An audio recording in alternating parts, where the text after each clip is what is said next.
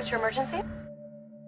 Welcome back to That Weewoo Show, a podcast where we watch and discuss episodes of the ABC show 911. I'm Ellen. I'm Alice. And I'm Bex. Thanks everyone for listening to all of our episodes so far, or as many of them as you have listened to. We've got quite a lot in the bag now. I think this might actually be our 40th episode. Can you believe that? Oh my God. Ooh. I think we're up to 40 now. That's pretty amazing. And we really appreciate everyone who's been leaving comments for us on Spotify and YouTube and different places. We really appreciate you doing that. Thank you. We love to hear about what you're doing when you're listening to the podcast or what you thought of all of these episodes. But this week we're going to be talking about episode 9, which is called Fallout. But Alice, would you like to remind us what happened last week? Yeah, so last week on 911, Eddie's Fight Club hobby got out of hand after he almost killed an opponent. Maddie continued to be suspended after low-key stalking a 911 caller she thought needed help, and Hen was involved in a crash between her ambulance and a car which resulted in the death of a young driver. Bit of a dark one last week. Well, it was, that part was all really dark, but then you also had, Bobby's ice skating spectacular. Oh, yeah. True.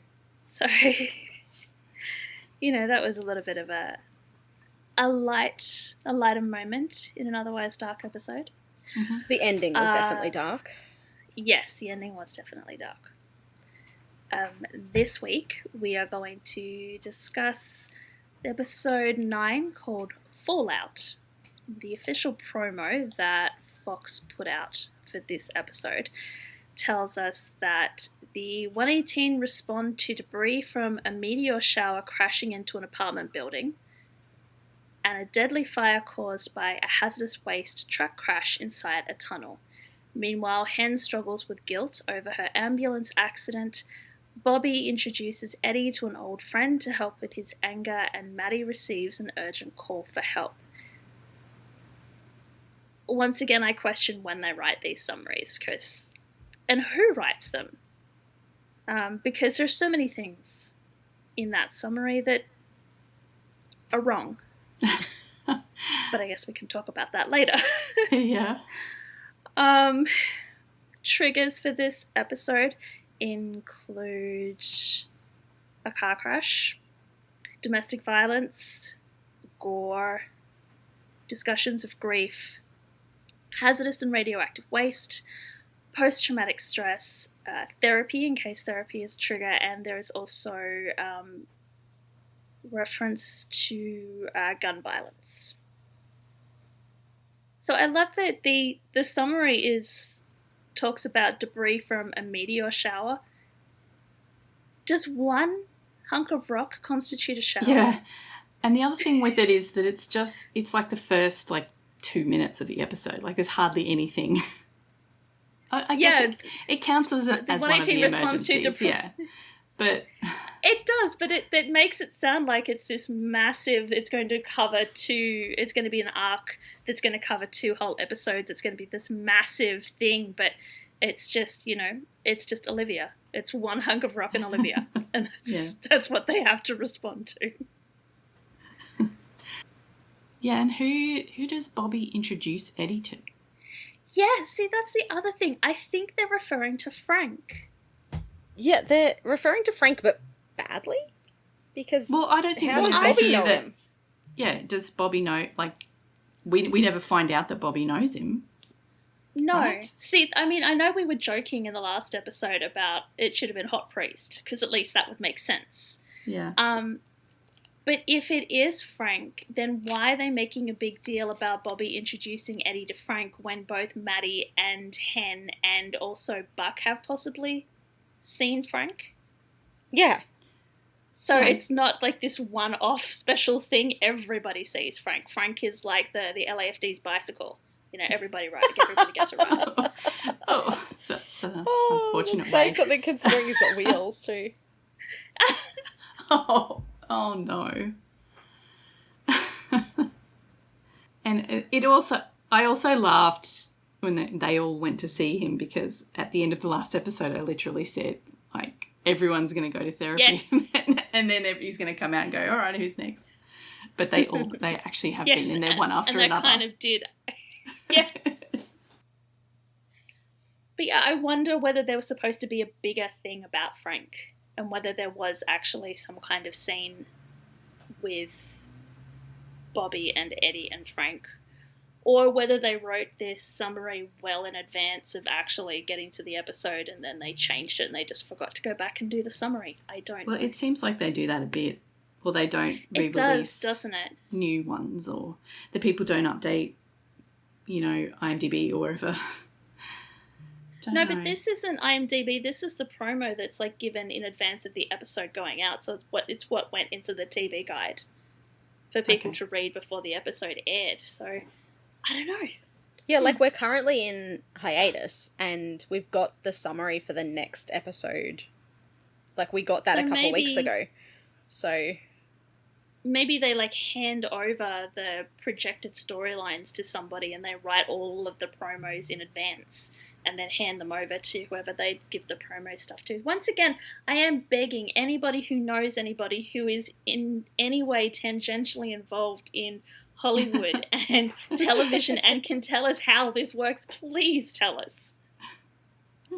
Because we have found quite a few summaries that are incorrect now.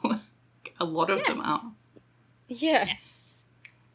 Anyway, all right. So where are we beginning? We're in the quote-unquote meteor shower. Yes, we're in a suburban street. A woman is raking some leaves on the sidewalk, listening to like a news report or, some kind of a weather report on the radio. And they say something about the eggheads over at JPL say there's a meteor shower coming our way. And they said it's supposed to land in the middle of the Pacific, so it's not going to be a problem. So then they decide to put on Waiting for a Star to Fall. Ironic. Yeah, why not? It's these people who are in charge of all the needle drops for 911. We finally found them. They're KSXI, K Sexy Radio. Yeah, that's it. It's like the one radio station on GTA, the one that plays all the 80s ballads. What's GTA, the name of it? I can't remember. The GTA radio stations are so good, though. Yeah. Anyway, yes, we've got a delivery. Someone is delivering a parcel to the house that the lady is raking the leaves out the front of. And he, this box is really heavy, but he puts it on the porch and rings the bell. No, he doesn't. He just dumps it on the porch and then walks away. And that's Mrs. Ulyanov? I've just been calling her Mrs. U. Yeah, fair. Goes to the door and knocks to let the occupant, Olivia, know that she has a delivery, who is absolutely thrilled that whatever she has ordered has finally arrived. Aren't we all? And the box is, it looks, it's deceptive. Its size looks rather normal, but everyone is acting like it's full of rocks when they try to lift it up. Yeah. Which I guess is probably an apt comparison because Olivia has bought herself a weighted blanket. It was funny because the first time I watched this episode, I was literally watching it under a weighted blanket. I was like, yes, Olivia, excellent choice. It's currently summer and my weighted blankets are still packed away from when I moved. But, keen to get them back out. I always wanted one of those. I haven't managed to get one yet. I have it on my bed in winter because it keeps me warmer, and I've got another one on my couch. Apparently, Olivia has been doing some desperately searching for dopamine via online shopping because she got fired from her content creation job. Yeah, apparently she wasn't getting the voice of the blog, and she chalks it up to her RBF, aka resting bitch face. Oh. Was it a video blog? I'm starting to think so. Yes. But Mrs. Yu, who is also Olivia's landlord, because she mentions that she'll slip her the rent soon. She's like, it's been days, you can't stay inside forever. And Olivia's like, yes, I can. My forever just got totally awesome. And just wraps herself in the weighted blanket. She looks terrible, by the way. She's got all red eyes and, like, red around the nose like she's been crying all day. Poor thing. Well, apparently the weighted blanket is like a perpetual hug, which is precisely what she needs. No, what she deserves in this moment. So she pushes her landlord out, and the next time we see her, she is on the couch with headphones on under the weighted blanket, listening to a motivational podcast, which is talking about filling her own cup, because you cannot pour from an empty one. You also can't get soda from an empty cup, but she tries to anyway. Well, meanwhile, outside, Mrs. U watches as the sort of clouds are getting dark, and then all of a sudden something screeches through the sky and crashes through the roof of Olivia's house. And then Olivia starts screaming, so the landlord rushes in, and we find Olivia on the couch looking down at herself, screaming, and there is a massive hole in her abdomen. Yeah, through her weighted blanket. Through the blanket. Through her. Yeah, there's blood everywhere. It's gross. And so you can probably guess what the 911 call Mrs. U makes goes along the lines of, which is she calls Maddie and tells her that the sky is falling. Yeah, it's one of those ones that is light on details, but heavy on the witty lols. Yeah. But yeah, the 911 call was Maddie, so she's apparently back at work. Well, I'm guessing she must have, had her assessment, and we see later she's been seeing Frank, so she's ticked all the boxes that Sue put in place for her. So yeah, I guess she's allowed back on the floor. All right, so the 118 arrive on the scene. Naturally. Mrs. Yu lets them in the door and tells them it's a miracle that Olivia is alive, because she saw it fall from space. It fell all the way from heaven and land on top of her. And in the meantime, I think Buck is crawling underneath the couch. Yeah, Buck's gone under the couch. So I guess they're trying to figure out how far everything is penetrated, and they pretty quickly figure out that it's gone all the way through her when Bobby and Chim are looking down at the hole in Olivia's weighted blanket and abdomen, and they can see Buck waving at them from under the couch, and Buck can see them. It's like a large hole right through the middle of her. Yes. And she can still move her toes and everything. Oh, she's doing fine. Like, she's her. talking and she's complaining. As Chim said, the meteor has obviously cauterized everything as it's gone through. Might have taken out a kidney, but it's missed the spine. Buck looks at the actual floor and he sees the meteorite in the hole there. And it's still glowing. So obviously it hasn't taken them that long to get there, if the rock is still, like, red hot and steaming, I mean, how hot do those things get? I wouldn't think that it would, cool off that quickly. Well, I mean, it get really hot on its way through the atmosphere, but once it crashed through a house, like, it's just sitting there cooling down. If there is anybody listening that knows anything about astronomy. Does anyone knows about meteorites? That is no. But despite how hot it looks, Buck still seems to want to reach into the hole and grab it. Yeah. When we then get Bobby telling him sternly that it doesn't belong to him, and Chim tries to throw in another pop culture reference, which, once again, Buck does not get. Yeah, Buck does not understand it at all. He tells Buck that it belongs in a museum. And I do love that the closed caption, just in case everyone at home didn't get it either, says, quote, as Harrison Ford. Yeah. But one of the side effects of having the meteor go through the weighted blanket and her and the couch is that the couch is now fused to Olivia's body, and they're going to have to move her on the couch. So Bobby orders them to get the saws so they can turn the couch into a backboard. And Olivia's very, like, relatively calm through all this. Like, she's just chatting. She's still very conscious. But when Bobby says saws, she's like, did you say saws? Did he say saws? Did you say saws? But they're just to cut up the couch. Yeah, I don't think they quite... I think there was a miscommunication there, and she somehow thinks that she's going to be the one getting cut. Yeah.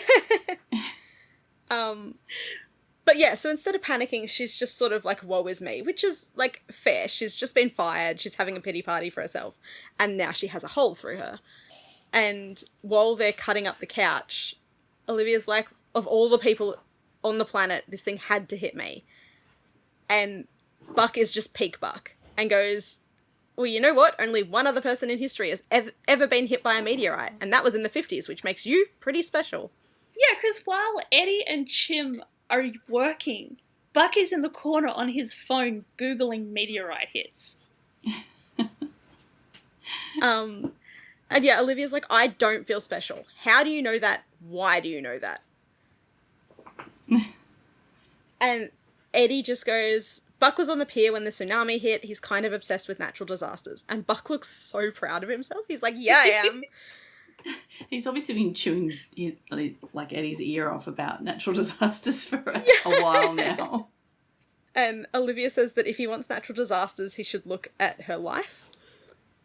And Buck just goes, not anymore. Space rocks do not just fall out of the sky onto anybody. You are going to be famous.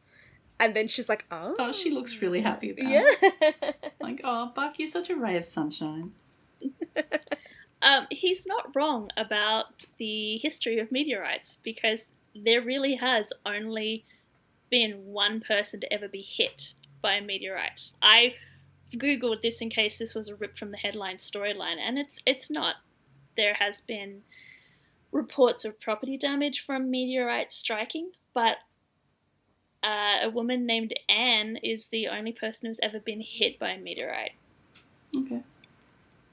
Did it go right through but even her? then, no, she only got a bruise. Like, Oh. I'm pretty sure it was a really gnarly bruise, but for some reason, by the time the meteor went through her roof, it bounced off the radio and hit her leg, and she was lying on the couch under a pile of blankets.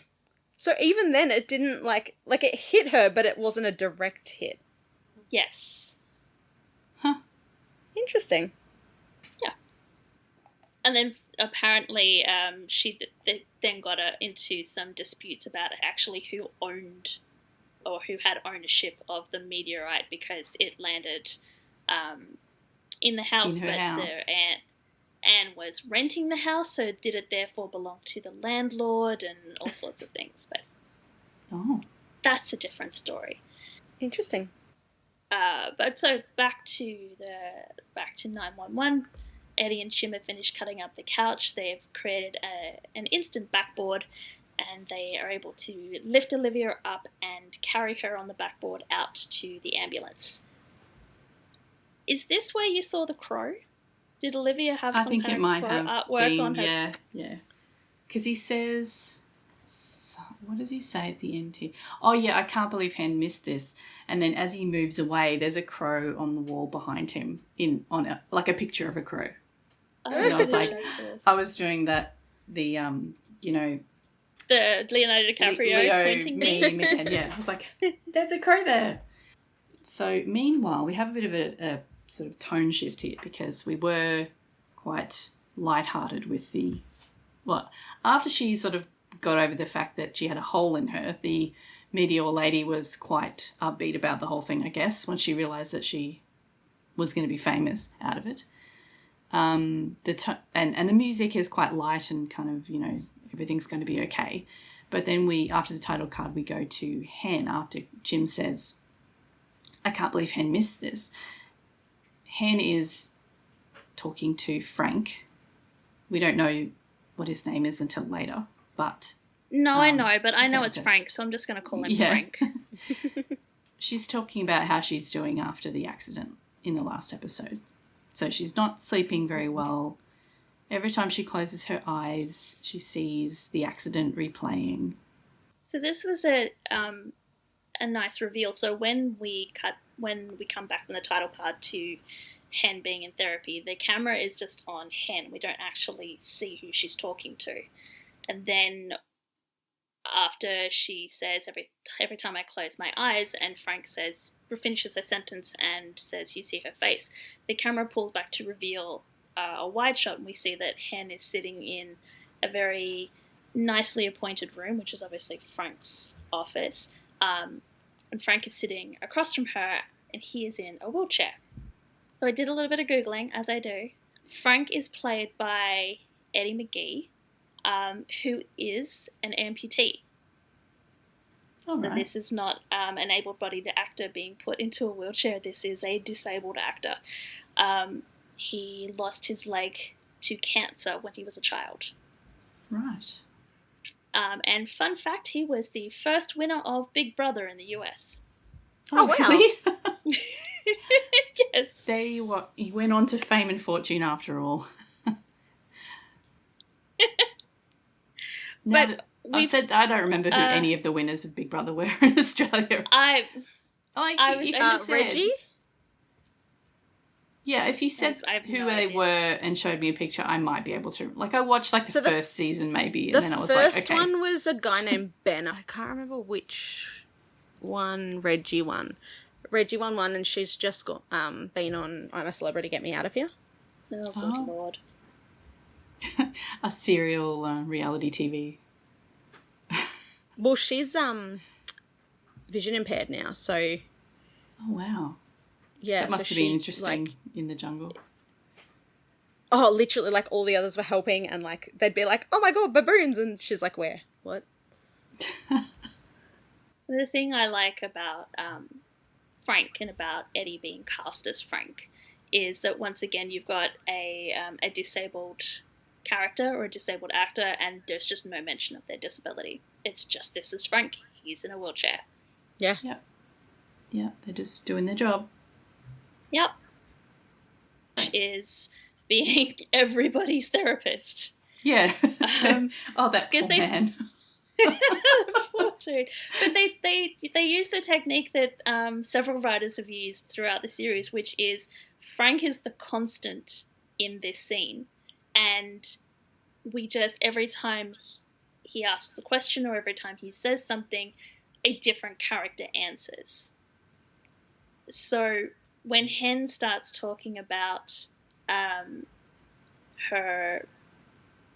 the dream that she's having, we cut back to Frank, and then when we cut to who is sitting across from him, suddenly it's Eddie. And he's talking about, I don't even know what he's talking about. It's something about good moments, and he doesn't feel happy. Yeah. He's worried about that he's not dealing with the trauma very well, and he doesn't want Chris to end up like him, which is a hard thing to think about yourself, I think. Frank says that there's no right way to deal with trauma. All the first responders are counselled, so he must be like the LAFD counsellor. Poor dude. Yeah. All the first responders process it differently, and we cut to Maddie going, and yet you all do it the same way and ask the same questions and press the same buttons. Yeah, and he says, like, she says this is her third session, so that's good. She's been seeing somebody. Although maybe not since before she had her stalking episode, but at least she's doing it now. That's good. It sounds like she went to therapy after the incident with Doug, and Yeah. then she stopped, and now she's being forced to see somebody after this incident with Tara. But I guess she wasn't seeing Frank before. And Frank says to her, I'm sorry none of it helped you. And she says, what makes you think it didn't? And I'm like, you just told him that what he was doing isn't helping. But Frank is very calm. He's like, you're here, aren't you? You know, you're sitting in the chair. That means it hasn't been helping you. You're still here. And then Eddie says that he doesn't want to be sitting in that chair. He'd rather be at home with Chris. So Frank says, I think generally to all of them, why do you keep coming back?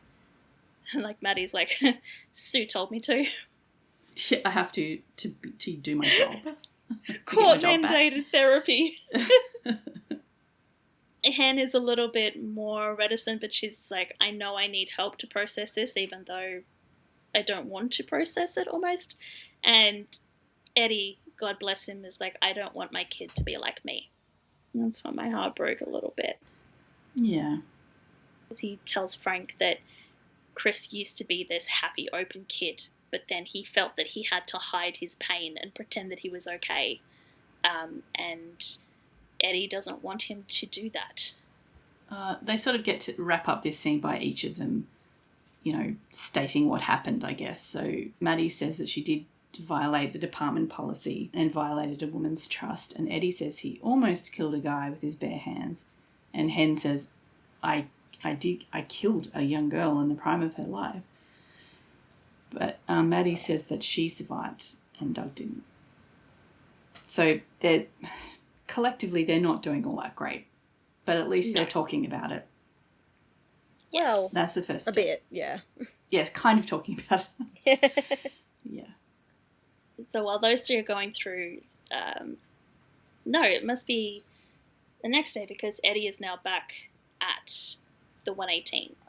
And Buck is pestering Bobby about when they're going to hear anything about Hen so that she can come back to work.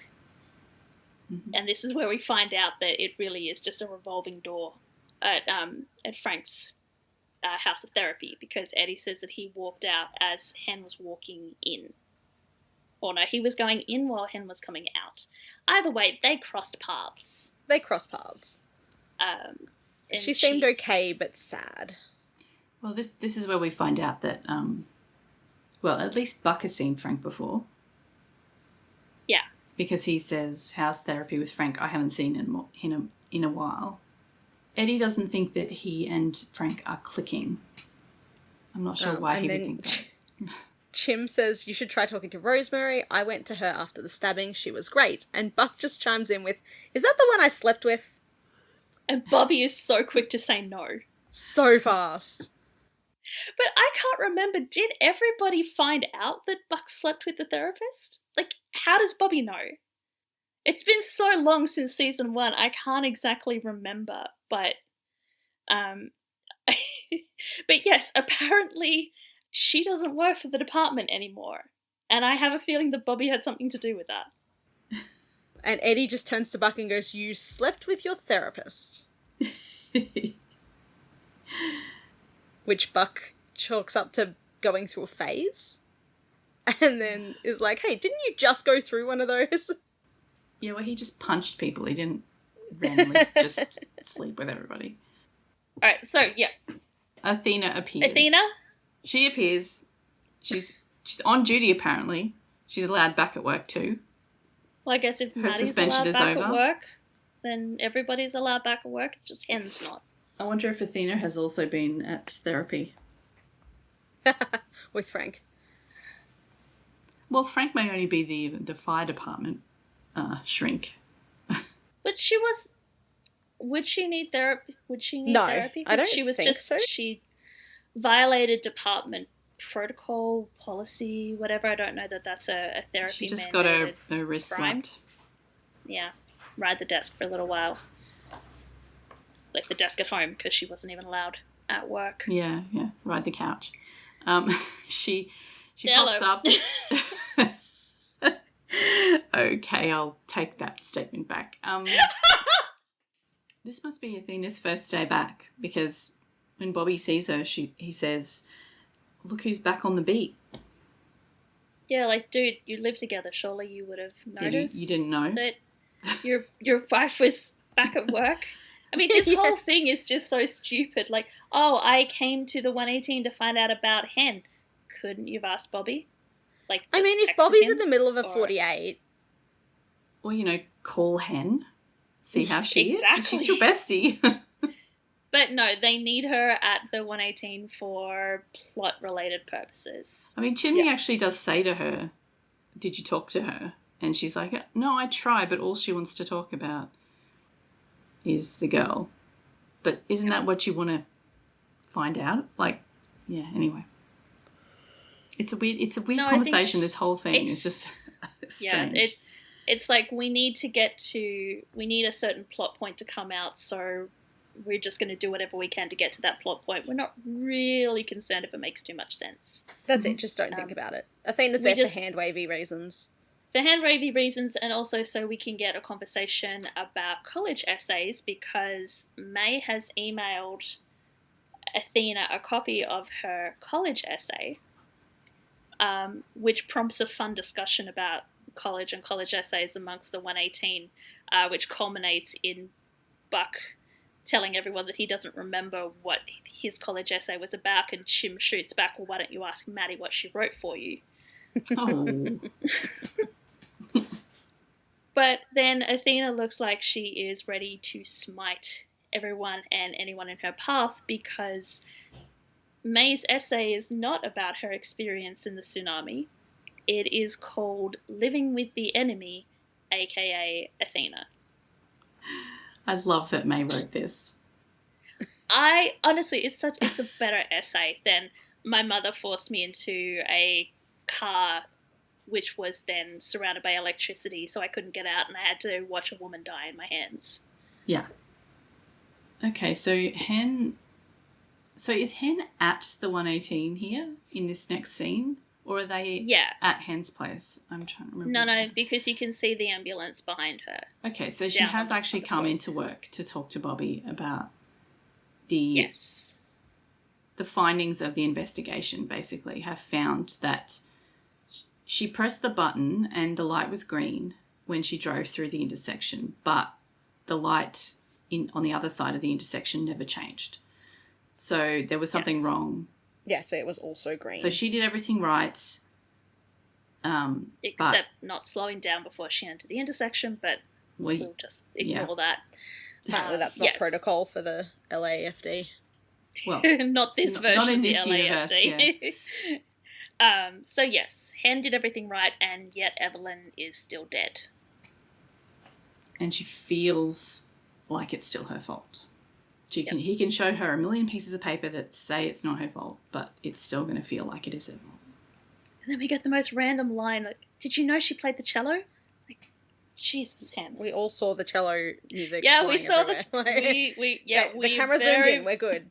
We are very aware that she played the cello. You have to remind everyone that she was a real human being. But Bobby tells her that she can return to work whenever she wants, so... Yeah, she's been cleared. She can return, but she wants more time, which is fine. And she and Karen are going to go away for the weekend. Athena, okay, so we go to the Grant. So the Grash or the Nant? I love it. I got sick of typing out Nash Grant, so I'm going like, what are we going to call them? Are they Grash? Are they Nant? Did we just call it Bethina? I don't know. Bethina, yeah, the Bethina house. The Bethina household, where featuring Michael, with special guest Michael, where Athena has printed out May's essay, and is reading Athena's it. Like, fuck the trees. She probably can't see it properly on her phone, so she needs to print it so she can actually read it. And she's reading it out to Michael, who is like trying very hard to pretend like he's never heard any of this before. Wow, what a shock that May chose to write about the police. Didn't see that one coming. Yep.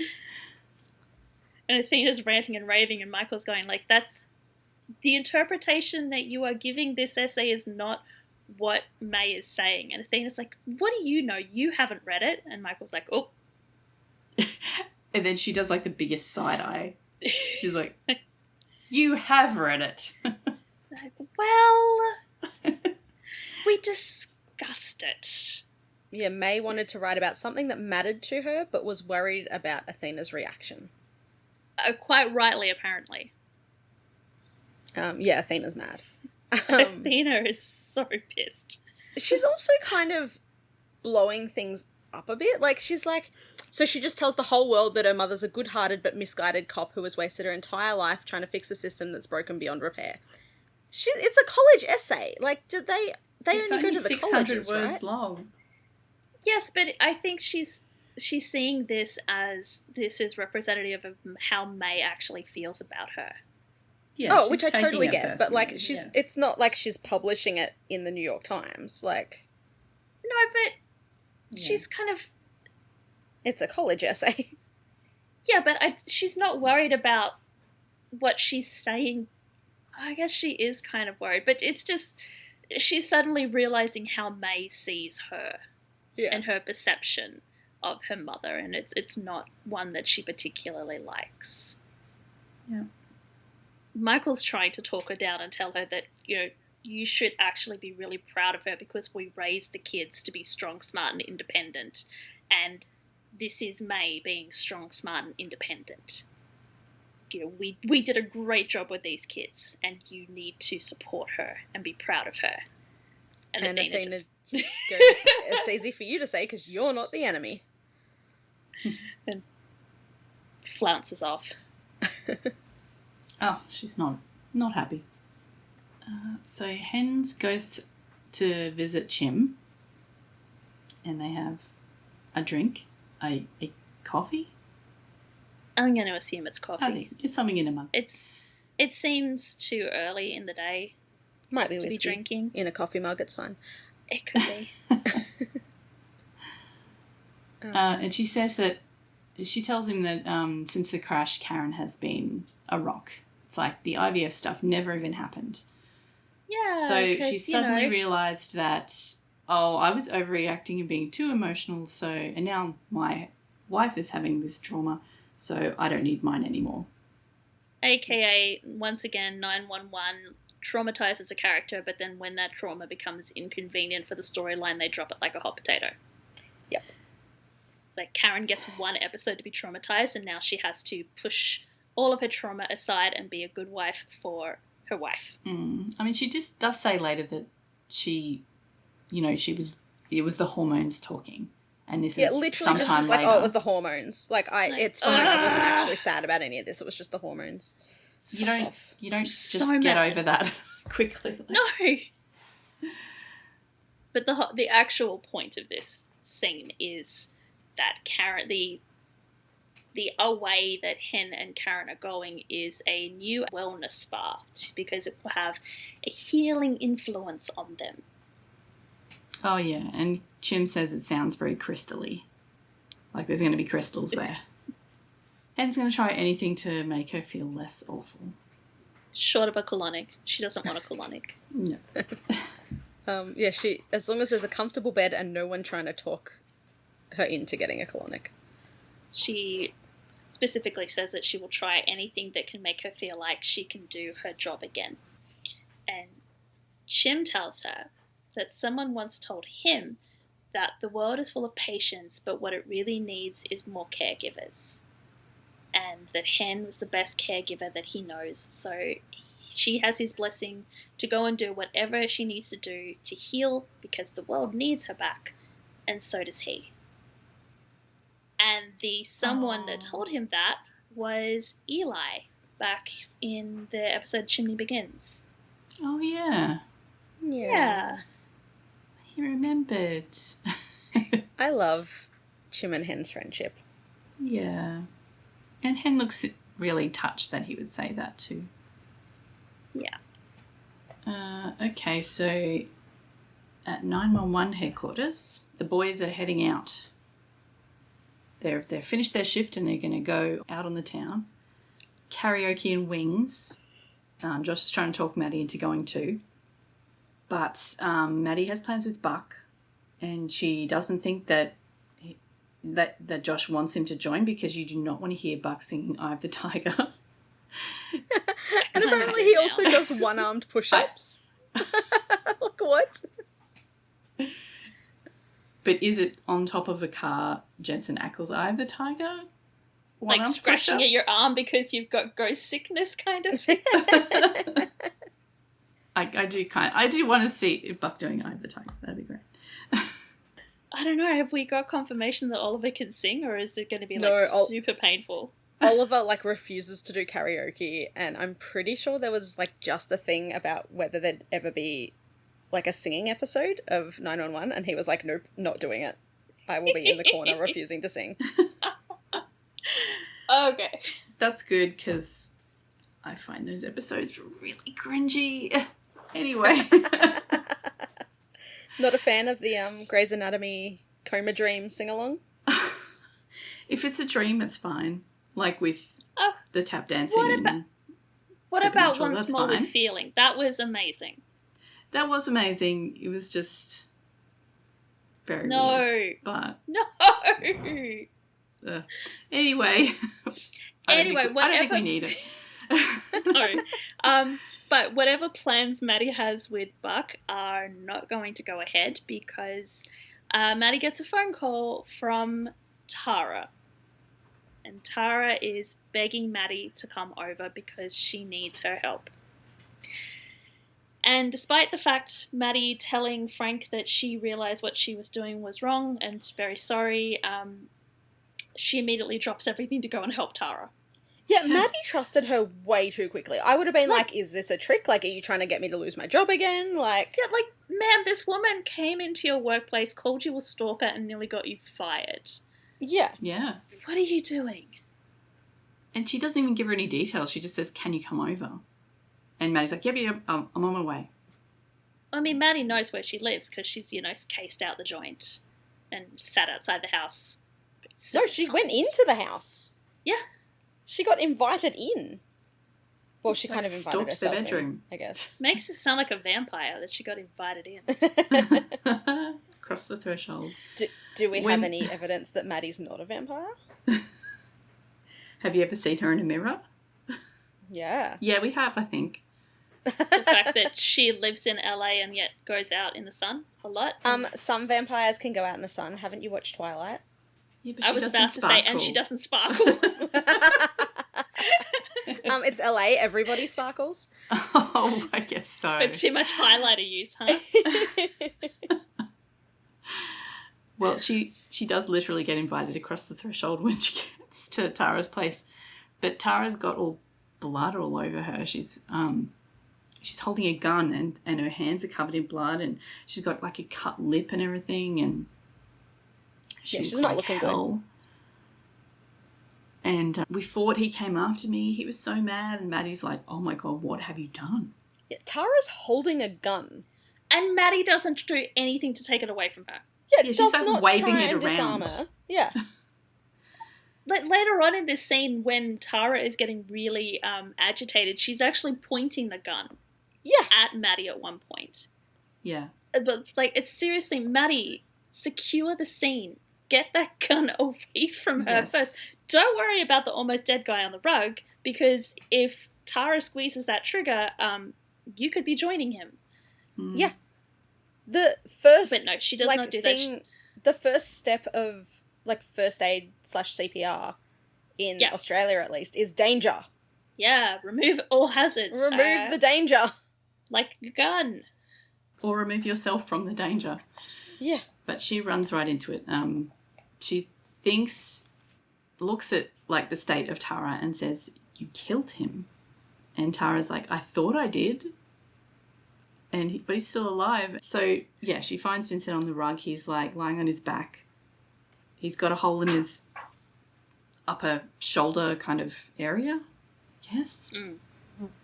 And I'm guessing it's gone through a lung. I don't know if we ever find out exactly what happened here, but I'm guessing she by has the fact that Maddie does... Yeah, she cuts into his lung. The fact that she does a thoracotomy kind of indicates that the reason he was gasping and struggling to breathe was he has a collapsed lung. So she's had to, give the lung room to expand properly. But yeah, that seems like a very odd place to be shot that would collapse your lung. But what do I know? I'm not a doctor. I don't even play one on TV. Maddie. The point is that Maddie tries to call 911 and Tara refuses to let her and says, you can't, that's why I called you. And Maddie's like, to do what? To stand here and watch him die? Yeah, Tara doesn't know what she wants, apparently. Yeah, she's like, he can't die. But should he die? She said he can't die, and I'm going, God, what kind of monster is he if he can't die? He's another vampire. A vampire. Damn it, Maddie, what are you doing? She called Maddie to be her conscience, or I don't think she to tell her that it's okay for her to kill him. But she didn't know that Maddie killed Doug. until Maddie tells her. And Maddie says that, I have to live with that for the rest of my life, that I killed someone I used to love. Everything in your life gets worse if he dies, is what she says. Yeah. While she's doing this, she has raced into the kitchen, grabbed a knife, grabbed some ammonia from under the sink. Oh my god, when sterilized- Maddie grabbed the knife, I was like, killing I was- Tara's not the answer. I'm like, what are you doing with that, Maddie? Like, Is she going to put him out of his stabs, misery by, like, stabs Tara. It's like, okay, cleaned up the scene, we're all good. Oh. No, she uses it to perform a thoracotomy, which, funnily enough, is the second time that Maddie has performed a field thoracotomy. Although the last time she just used glad wrap to create a seal, which would allow the victim to keep breathing. This time she literally sticks her finger in the wound to keep the wound open. She finds cotton wool in the kitchen, but she can't find glad wrap. Yeah, I don't know. I think it's the drama of having eventually Tara gives in and calls 911, and then we got Officer Williams bursting into the house and telling everyone to put their hands up, and Maddie just goes, I can put one hand up. Yeah. The other one needs to stay here. Did we mention last time, does America have glad wrap? They call it cling film, don't they? Yeah. But do they have Glad as a brand? No idea. I think Glad is an Australian brand. It's like how they call it, tissues Kleenex, and we don't call them Kleenex.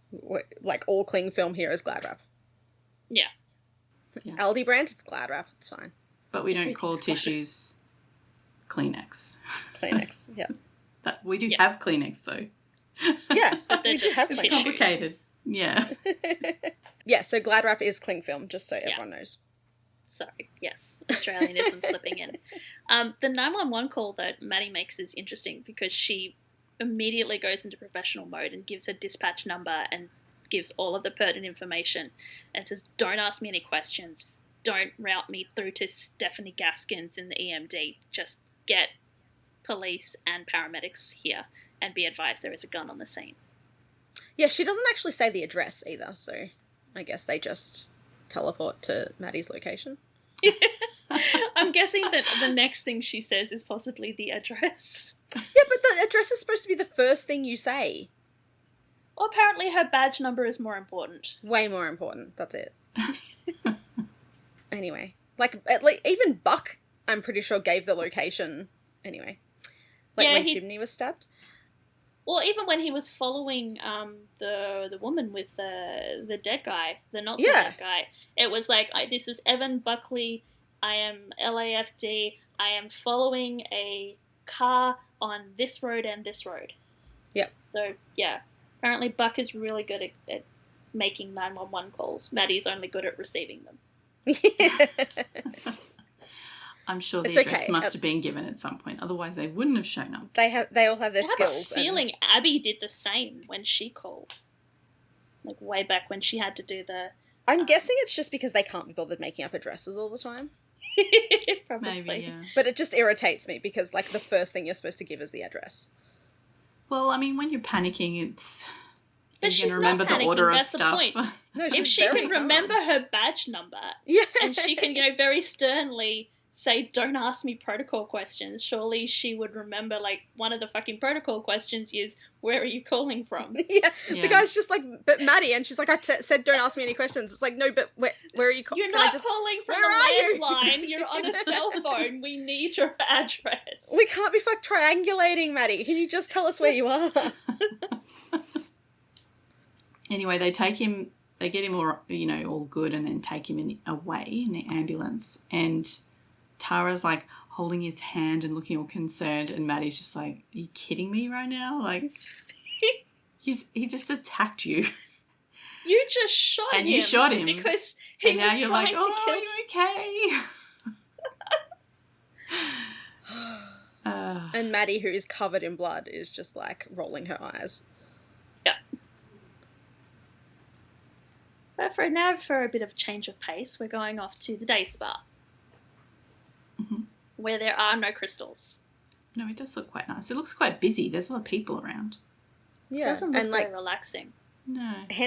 Hen's sounding a bit cynical at first, and Karen's like, look, you know, we can go home, and Hen's like, no, like, it'll be nice for us to spend a few days away from everything, and everyone we know, just me and you. And then immediately, someone's calling out, Henrietta Wilson? I watched that bit and was like, it's just me and you, and then my brain is gone and your friend Steve. Steve. Stacey. Yes, your friend Stacey. Who is apparently also at the resort and is thrilled to see Hen and wants to buy Hen drinks. No, she upgrades it. She wants to buy them dinner. Yeah, dinner. Hen looks completely shell-shocked. Karen is like, who is this woman that apparently knows my wife that I've never met before? Yeah. Yeah, Karen's like, you're a bit more older and sober than my wife's normal type, but sure. She's the lady that we met in Hen Begins who had a heart attack. Yeah, the life coach. Yeah. Yes. And that's why Hen became a paramedic, which she explains Allegedly. to Karen. Yeah, that's one of the reasons she became a paramedic. I'm still salty about that. And Karen thinks it's serendipity that she's run into someone whose life she's saved. But Hen calls bullshit on that. I want to know if this episode was perhaps meant to be called Serendipity.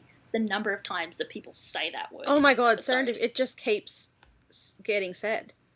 Especially in Hen's storyline. Yeah. I don't think I've ever used the word serendipity in my life before. And these people are just like, let's say it every second word. Yes. Like, even Hen's just like, it's a fucking coincidence. Like, Jesus Christ. But Karen's just thrilled because she offered to buy them dinner. And they should take her up on it. Which free fair. Food. Yep, I'm on right? Karen's side Same. of this. Yeah. I mean, those meals are probably really expensive, and I doubt that they're inclusive in the spa. Whenever, like, anyone at work asks if I want to do a stock take, I'm like, absolutely, because they always give you free food. Yeah. It's the only reason to do it. I'm happy to count for 3 hours if it means that I get pizza. Hen does not want to go to dinner because she does not want to have a conversation where she and Stacey catch up and it's like, oh, what are you doing? Oh, yes, I'm a paramedic. Oh, yeah, life is great. By the way, I just killed someone. Yeah, I just killed a girl. In which Karen is like, oh, shit, not this again. Look, we've talked about this. You did not kill anyone. It was an accident. And Hen's like, yeah, it was an accident. Or maybe that was serendipity too. And yeah, I'd love if it was, if someone could just give me a reason why that poor girl is dead and why I just walked away without a scratch. And I'm just like, it's because the girl's car was a lot smaller than the ambulance. Like, that's how physics Yeah, it was works. like a little plastic Japanese car versus the giant metal box that you drive around in that has every single safety feature known to mankind. Yeah, like, ambulances are supposed to be able to withstand a car crash because, like, you're going through intersections. But sure, yeah, can't work out why. Yeah. And they have a discussion about Hen's memory. She's like, I know that the report says that I pressed the button, but I don't remember doing it. And I feel like we could show you the footage, Hen, because we quite clearly saw that you did press the button. I feel like this conversation would have a lot more weight if we, as the audience, had not seen her physically press the button. But we did, so we're on Karen's side. Like, yeah, you fucking pressed the button, get over it. So Karen tries to counter with, do you remember putting on your seatbelt? I don't remember brushing my teeth this morning. Sometimes we just do a million little tasks on autopilot and we don't remember doing them. Yeah, like, Hen's like, I should remember that was an important moment. And Karen's like, only in retrospect. When you pushed that button, it was just another day. Because, yeah, like, when she pushed the button, she had no idea that the lights weren't going to change on the other side. Yeah. She needs to be able to trust herself every day, probably multiple times a day. Yeah, I don't feel like I have to trust myself and my instinct line really matches with I don't remember pressing the button. Yeah. Because it wasn't her instinct that failed her. It wasn't her. Her instinct was fine. Technology. She pressed the button. The technology failed her. There was no way that she had any control over that.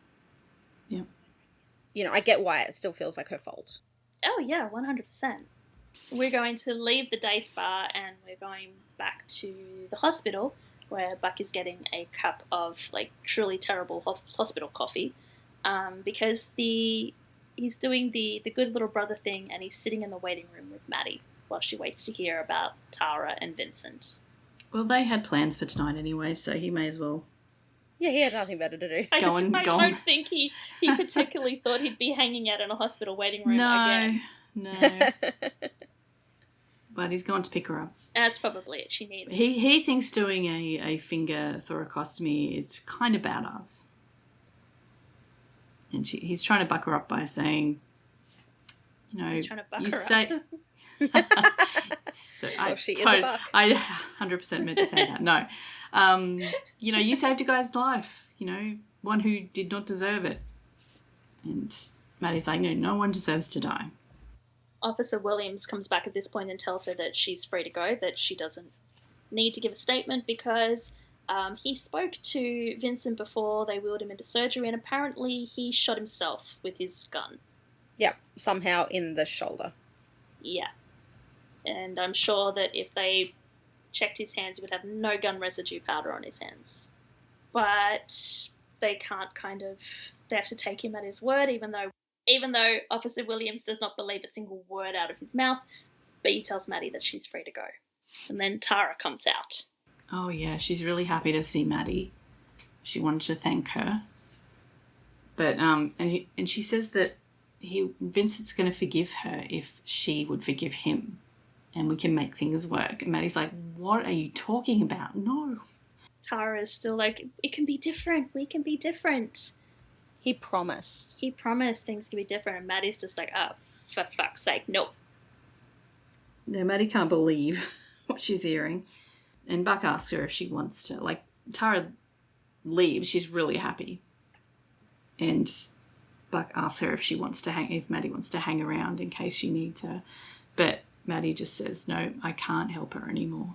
I feel like this episode needs to end with one of those, when you watch a based on real life kind of movie or TV show, and just before you get to the end credits, it gives you the what happened after the movie finished in real life.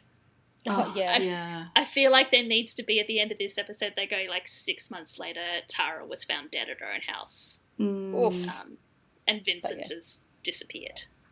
Yeah, I think, unfortunately, this is based on many real-life stories where this actually does happen. Like, even if a victim of domestic abuse gets really seriously injured, they will still say that it wasn't their fault, and everything's going to be fine. We're going to be together again. And it's hard to leave, I'm sure. And it's hard to support people when they don't want to leave as well. Yeah. Especially in Maddie's case, because they're not friends. She knows this woman just because she did a 911 call. Yeah, well, I mean, there's nothing that she can do at this point. It's just you're not going to be able to talk her into it. Let's talk about something a little bit more pleasant. Yeah, we go from the hospital and, some sadness to the gayest scene in the history of the show. Ellen, you finally got to see the kitchen scene.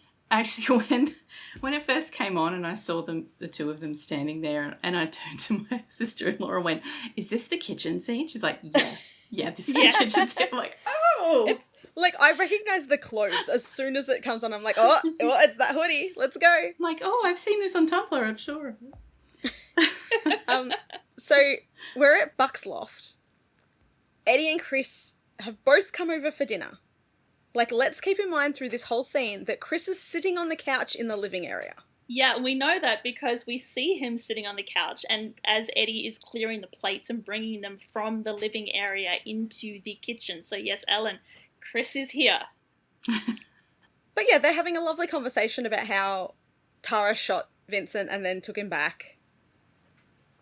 And, Chris is just like, yep, cool, it's fine. I'm totally not deaf, but just act like I am. I feel like Chris has just perfected I'm just going to block out anything I can see and hear from these two for my own, self-preservation. He's probably watching something on TV. He probably is, but the just loft turns the volume up and just stares at the TV, just yep, don't want to know. Yeah, the loft is open plan, so there's nothing between where Chris is and the kitchen. And where Eddie ends up standing with his back to the sink, he can just look to the side and he can see Chris, which means that if Chris looks to the side, he could see Eddie. And then Buck, and like Buck's loft's not that big. Like, I'm sure. Nope. Then they're not talking super quietly. Yep. And it's very like hardwood floors and exposed brick walls, so I'm guessing the sound absorption is like it's probably pretty echoey in there too. So yes, this poor child has been put through the ringer yet again with these two idiots. They haven't said anything particularly nasty. So like, I mean, they're talking about a shooting to start off with, which Eddie compares to his marriage. Yeah. Buck segues from discussions about his sister and Tara to him and Eddie. He says that it's hard to save someone from themselves, not if they don't want to be saved, especially if you aren't around to see that they need saving. And he gives a very pointed look at Eddie and then proceeds to apologise for probably like the 15 millionth time. Yeah, sorry I wasn't there. You and Chris needed me, and I had my head so far up my own behind with that stupid lawsuit. So, like, is he censoring himself because Chris is there now? Like, I don't know. Maybe they used up their quota of swear words, but that should have been arse. That should have been I arse. had my head so far up my own arse. And Eddie says that they're way past that, but Buck says he's not. He should have been there, and maybe he could have talked some sense into Eddie. And Eddie's just like, you talk sense into me? That'd have been interesting. Buck tries to say, well, I could have talked you out of buying that truck. And Eddie's like, yeah, you would have talked me into buying something a lot more expensive. And he tells Buck, just don't beat yourself up about it. It got out of hand. Which Buck counters with why, because you'd rather do it. And this is where the conversation... The acting choices of these two once again comes into question, because why all of a sudden is this conversation that could have been like about two bros about to square up and fight sound like they're about to have sex?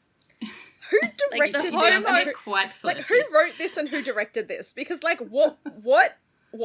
It's not Andrew Meyer. This one was written by Juan Carlo Cotto. And directed by, I gotta go back up to the beginning of my document, but I did look it up, Marcus Stokes. So it's not the usual suspects when it comes to the homoeroticism between Buck and Eddie. It's just Ryan and Oliver. Yeah. And I really want to see, like, did they try and get them to go in another direction and they just couldn't get them away from this flirtatious acting choices and they just gave up and went, okay, fine, apparently that's what we're going to get? Or was this the intention behind the scene the entire time? Like, a fly on a wall, please. I would love to have been a fly on the wall. So let's keep going. Where are we? If you're not going to be honest with Frank, at least be honest with me. And Eddie goes, who says I wasn't being honest with Frank? They eventually get to the point where Buck tells him that you don't think that when you were going through your phase, just maybe you were throwing your punches at the wrong guy. And he thought he was going to punch him in the supermarket. And he was like, yeah, we all thought you were going to punch him in the supermarket. Yeah. Eddie counters like, I wouldn't do that to you. You're on blood thinners.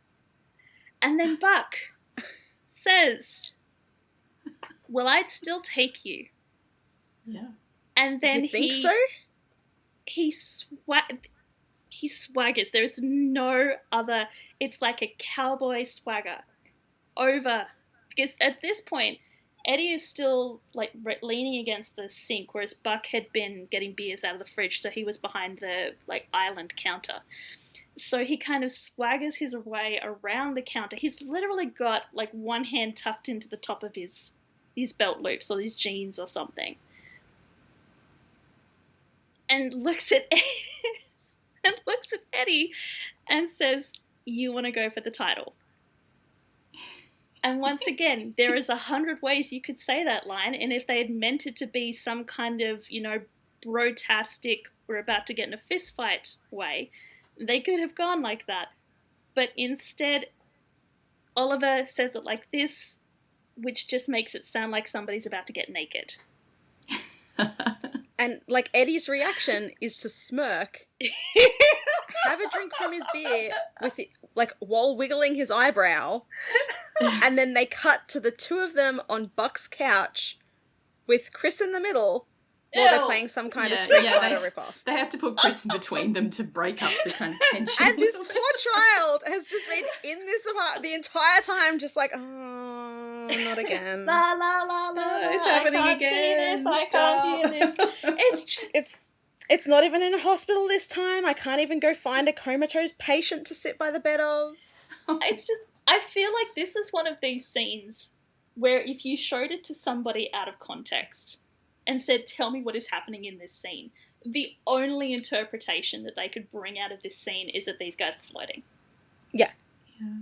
And I mean, I know I'm watching this series through a buddy lens, that I came into this show looking for buddies, so anytime these two are in proximity, I am looking for signs that there is something going on. But I swear, even if you did not believe Buddy was a thing, the chemistry here, the whatever the fuck is going on between them is kind of undeniable, in this scene at least.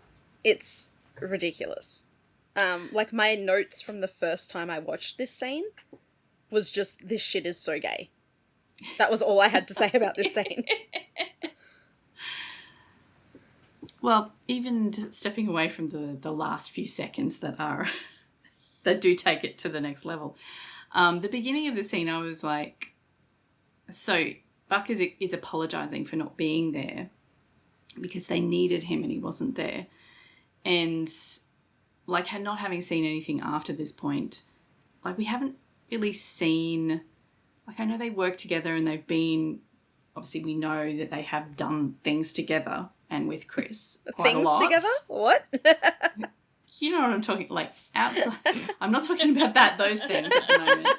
But we haven't really seen the building of any kind of relationship between them. They've been friends over time, but the way that Buck is apologising for not being there seems like, it's like to a level that I wouldn't have expected so soon, I guess. But then I remembered that Chris and Eddie have just lost Shannon. They've been through a lot, and Buck's been off doing this other stuff. So yeah, okay, I can see why he'd be wanting to apologise and feeling bad for not being there. But yeah, when the first time I was watching it, going, why are you so upset about not being there for them? Like, they're not family. He feels bad for being an absent father. Okay. Yeah, that's the thing. Like, they don't live together. They're not like, he doesn't have any obligation to be there for him. No, but this is the guy that the first time he saw Eddie struggling, which was like within a week of meeting him, he had already threw himself 100% into helping Eddie and, like, got him Carla and, called the chief and arranged for bring your son to work day.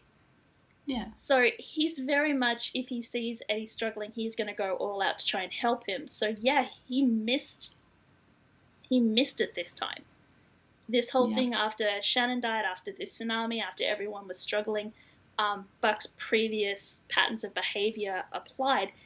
Buck would have been there 110% trying to help him out, but he's had his head so far up his own arse that he didn't see it, and so he missed it.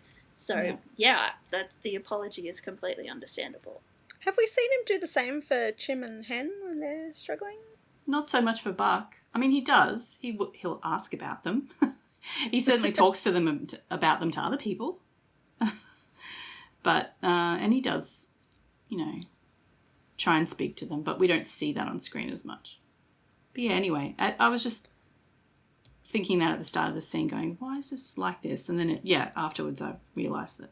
But then I got distracted by the ending of this scene, and I was like, wow.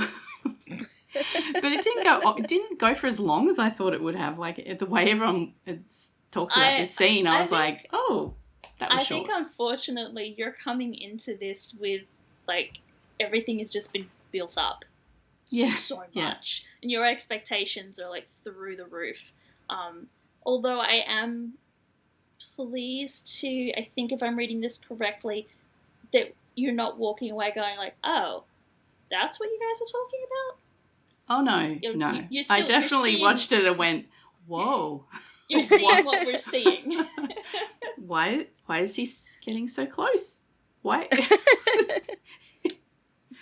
You want to go for the title? Oh. Yeah. But it was pretty cute that they then went and played like Street Fighter. Yeah. Which then Eddie won. Yeah. And then demanded that they go for another round. That's his kind of therapy. Yeah. Which, I mean, it's kind of, yes, beating up Buck is his therapy. Fair. Alright, speaking of Hen, we're going to go back to the spa restaurant where Hen and Karen are having dinner with Stacy, who's also talking about serendipity. I'm just going to start calling this episode Serendipity. She had a near-death experience and Karen asked her if she saw anything. And she says, oh, nothing supernatural. Like, oh, that's a shame. You should try it. Yeah, it's great. Sam and Dean were not there. But she has no seen sign things. of Castiel. Damn it. She's definitely seen things. She saw her daughter walk down the aisle, and she's seen some grandchildren. She's seen the world. So, you know, she's grateful for her second chance, and she thanks Hen for saving her life. And Hen looks really touched once again. Yeah, I don't buy this scene. No. And I know that I'm the cynical one of all of this, and emotion does not touch me, apparently. I just... It seemed a bit, possibly a bit heavy-handed maybe with the, oh, here's someone whose life you saved who's going to convince you that you are actually a paramedic for a reason. Yeah, it felt like they were trying to do that scene with Maddie. Remember where Josh and Sue violated privacy protocols and stalked all of Maddie's previous 911 calls and then didn't get suspended? Yeah. Exactly. Apparently it's different if you do it for someone else, not for your own. Yeah, Maddie was okay with it. It wasn't like against her wishes. Yeah. But they brought all the people in to sort of explain to Maddie like how much she had changed their lives to convince her to keep working as a dispatcher. I feel like they're trying to do the same thing here with Hen. They've like brought Stacy back to say, look, you changed my life by saving my life and I'm forever grateful. I just don't know if it has the same impact. My problem with scenes like this is always that I am so face blind. Like, this is coming from someone who didn't recognise Bobby for the first, 6 seasons. But I'm so face blind that, I would not have... if I was Stacey, would not have recognised Hen. If I was Hen, would not have recognised Stacey. Not a chance. It's been, over 6 years now since they saw each other last. Not a chance.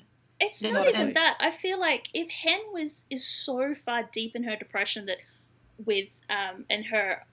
obsession with this accident to the fact that no matter what you're talking about, she's bringing up, hey, do you know Evelyn played the cello? Yeah. I feel like that if this woman is sitting in front of her going, thanks to you, I got to see my daughter get married, I got to see grandchildren, Hen would be going, who's never going to get married? Oh, Evelyn. Yeah. That's she's where never I going thought to this have was grandchildren. Going. Yeah, when I was watching this, I was like, oh no, she's going to get even worse now because... It's going to make Hen spiral Evelyn's even not further. going to get all these things. Yes. But no, she was okay after it. Yeah, because once again, you cannot have trauma that interferes with storylines in this show. So they needed Hen to snap out of it. So they've done this intervention from Temu sort of thing, which apparently works enough that they can then, spoiler alert, Hen ends up coming back to work. Yeah. But yeah, I don't think this scene should work. And it never has worked. No matter how many times I've watched it, I've watched this scene and gone, I don't get this scene. Well, it works for Hen because she's feeling a bit better after it. Apparently, because she doesn't have a choice. She has to. She has to. It has to work for her. It's what the writers. Back at work. It's what the writers wrote. Yes. So we'll go to the second emergency of this episode. This episode's third? very... It's, I guess third, if you include Vincent. it's a lot of hard cuts, like between scenes, like the scenes don't sort of flow into each other very well. Segue naturally. Yeah, we're just like, okay, that's the end of that bit. Now we're going to go to a truck. Which is the writer that does the really like almost cringy, but they work segues? Because we need to have them back. Because I liked them. The last couple of episodes, whoever wrote those ones have had some really good segues. Yeah. But yeah, this one doesn't really, it's not as smooth, I don't think. No. It's also interesting that this is kind of where the fallout part of the episode kicks in, and we're almost nearly at the end of the episode. Well, I mean, the meteor fell out of the sky. It's fallout, I guess. But like this, normally with episodes, you know, someone says the episode title, which is why I kept thinking that the episode title should have been Serendipity, because everyone kept saying the word serendipity. So we don't actually get the word fallout until like this emergency right at the end. Yeah. So this emergency, we have Ernest and Ankush, who are truck drivers. They are driving I think a recycling truck. It's like industrial it's waste a kind of thing. container truck. Like it's a truck that's carrying a container. Yes. Like a shipping container. Yeah. It's a small one though. Anyway, keep yeah. going. We are introduced to them when they pull off into a truck stop in order to fill her up with gas. It looks like they've set it up that Ankush looks like to be a newer member of the team compared to Ernest's more experienced driver. It's because Ankush has a clipboard and he's looking through things and ticking things off as they're doing them. So while he's getting ready to pump the gas, he says, protocol says we have to inspect the cargo. And Ernest is like, yeah, okay, I'll go and inspect the cargo.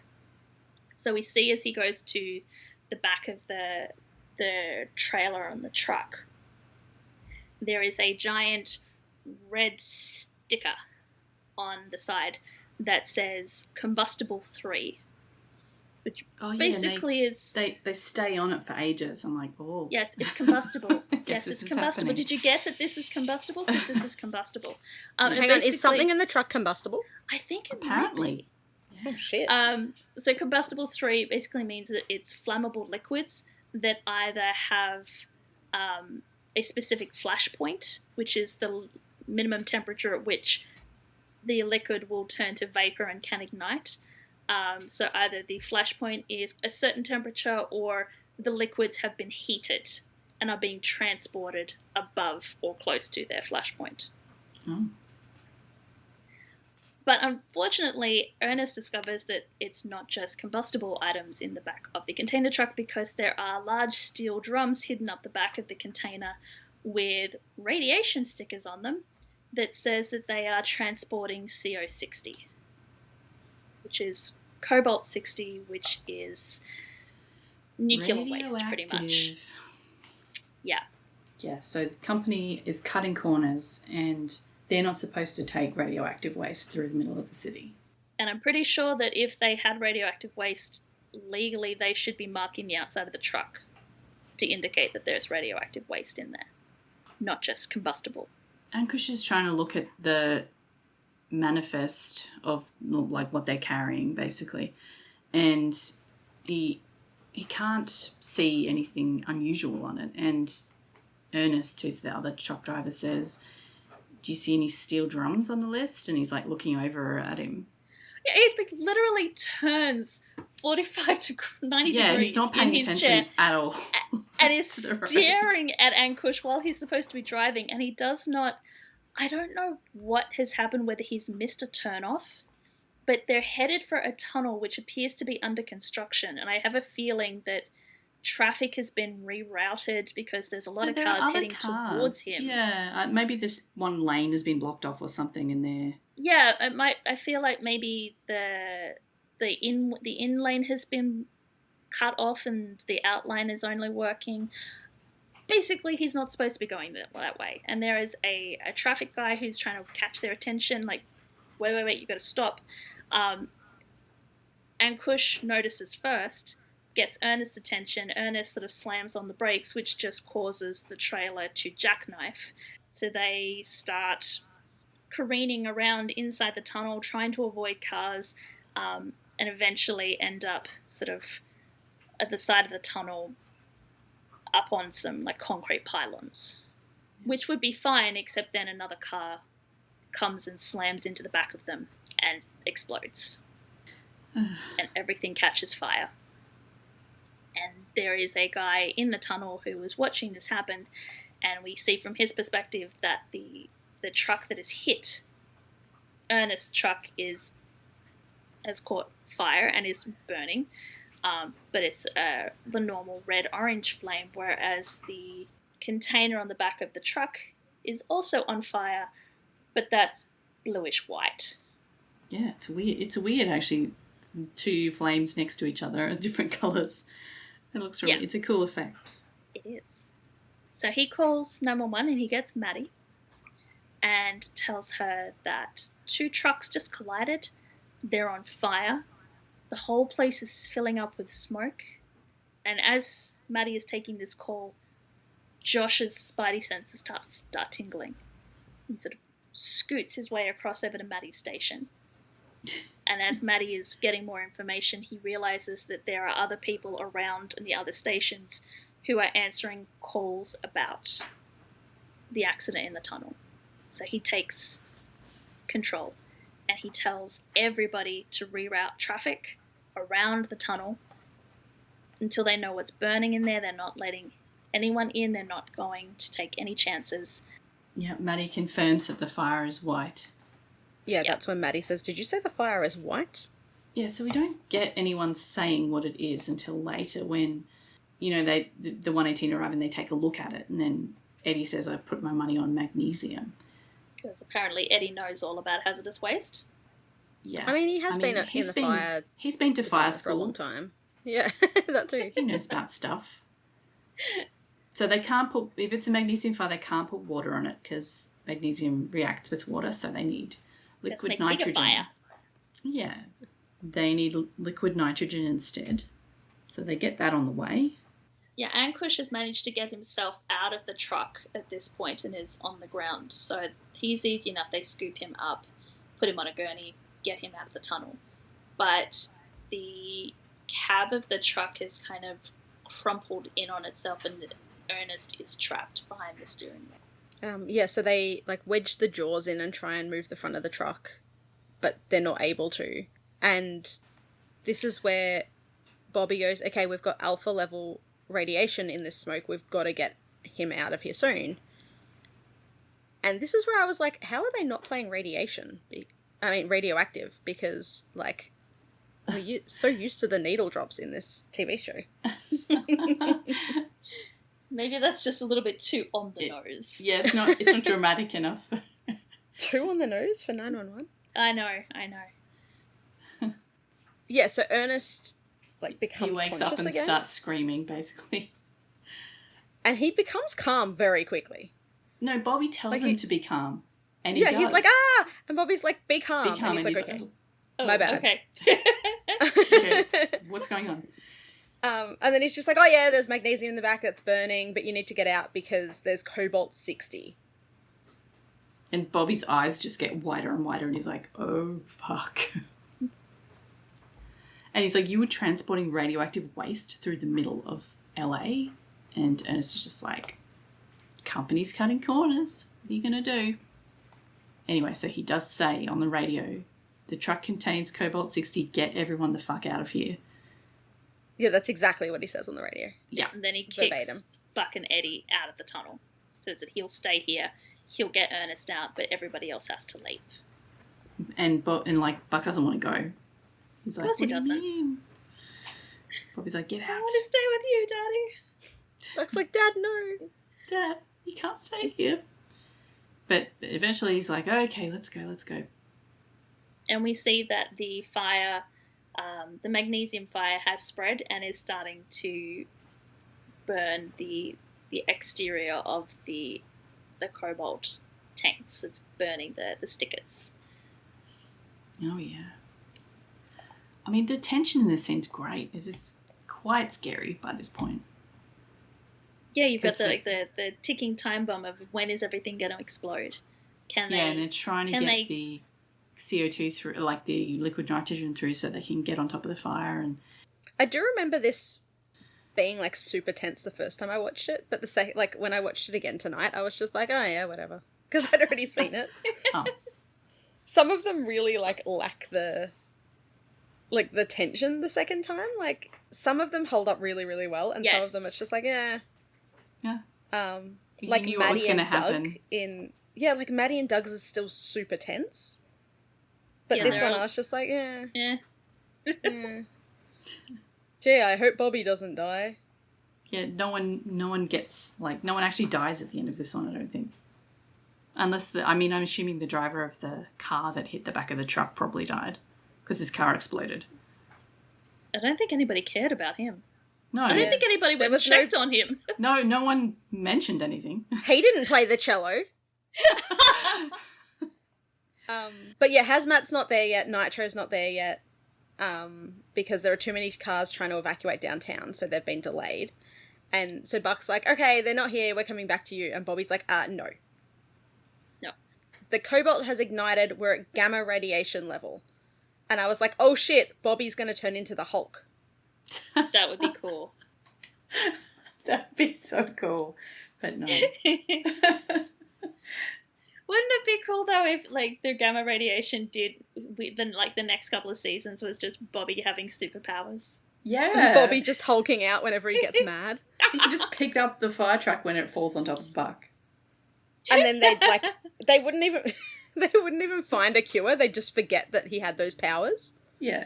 And every now and again he'd just be like, all of a sudden at the end of season 7 they'd come back and he'd be cured for some reason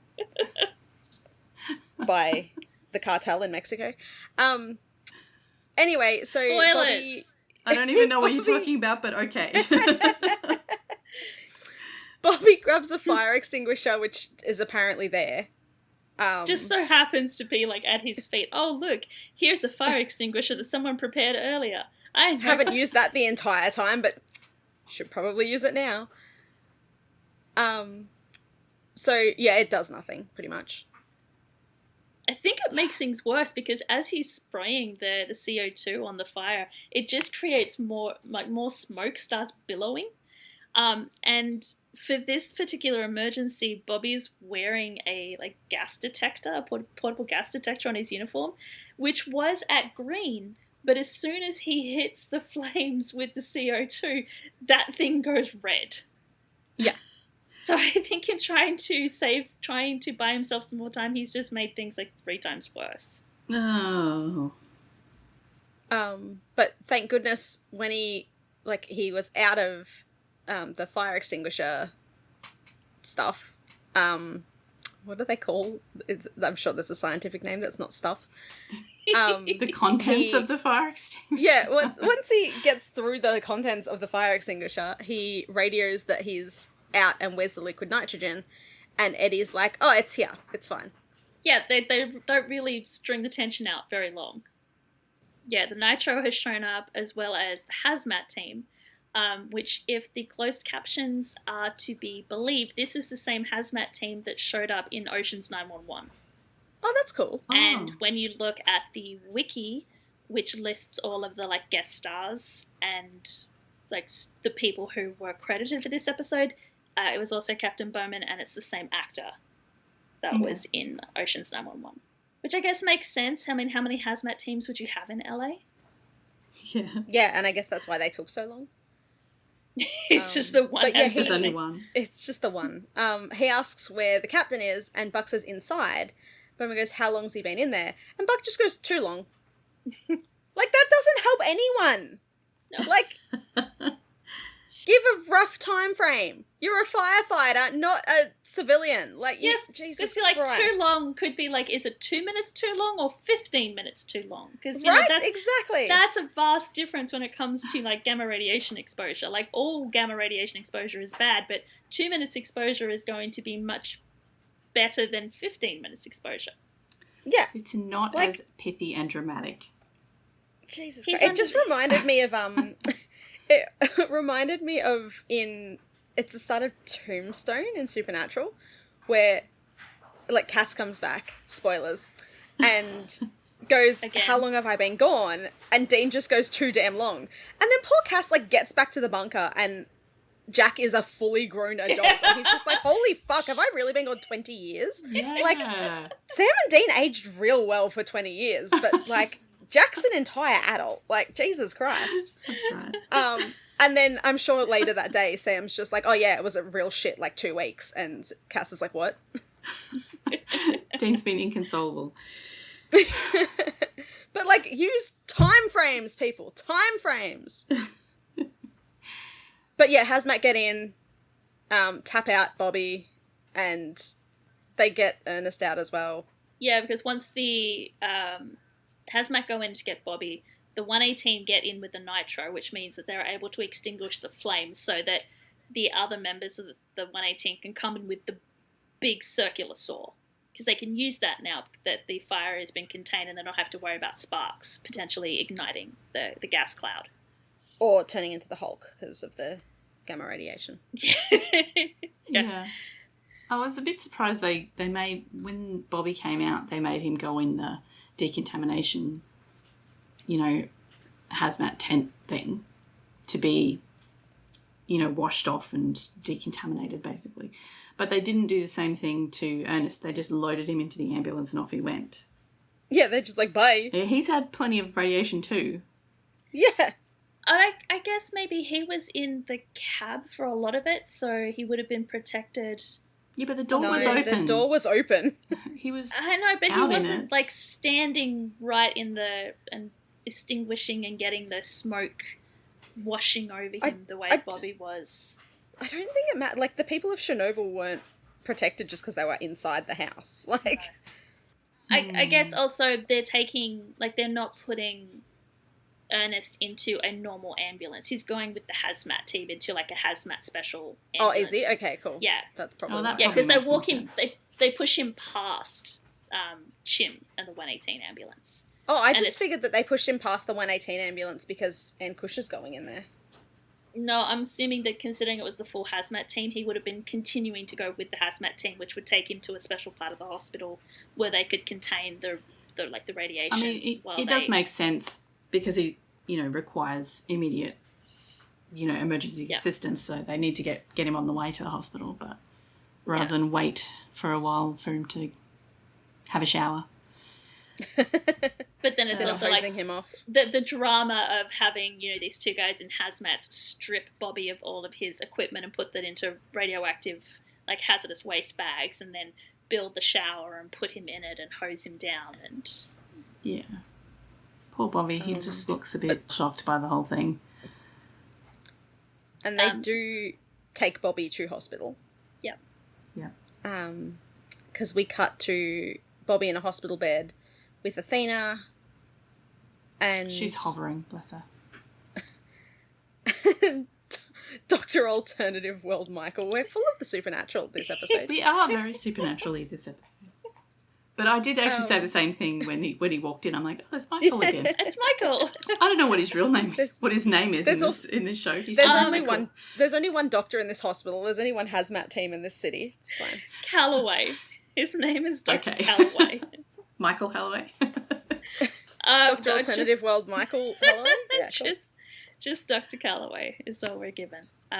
Yes, who is giving Bobby the results of all of the battery of tests that they've run on him, which for the most part is pretty good, except for his urine test, which, unsurprisingly, considering that the body processes and excretes cobalt through the urine, has traces of cobalt in it.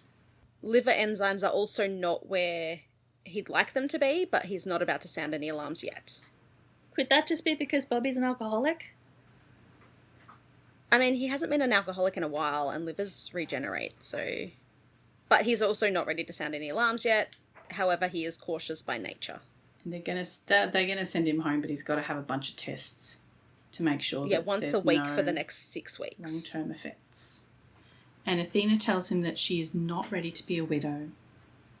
and basically tells him off for putting himself in dangerous situation, which I don't know if you checked, Athena, that's his job. He does that every day.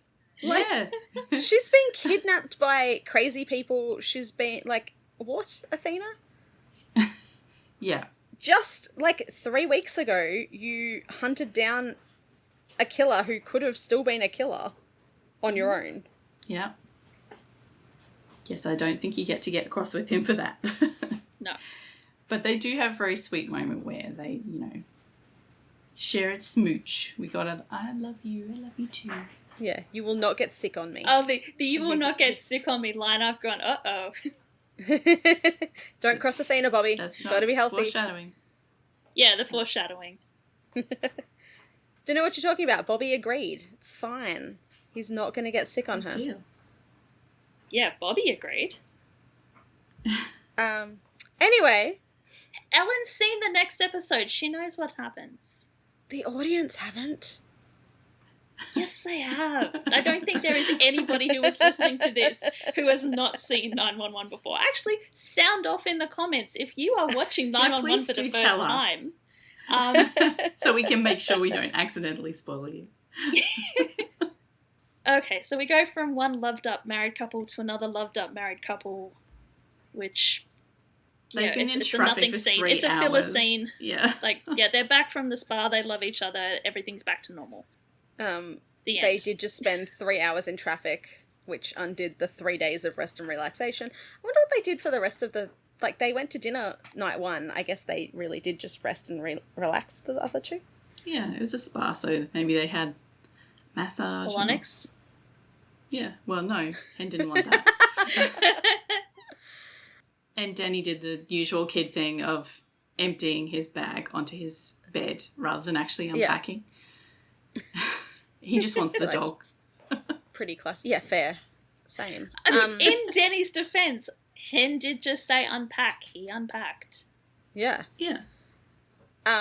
Karen's magically healed from her trauma. From her depression. Like her grief. Yeah. Yes. And that's and blames the hormones. Yeah.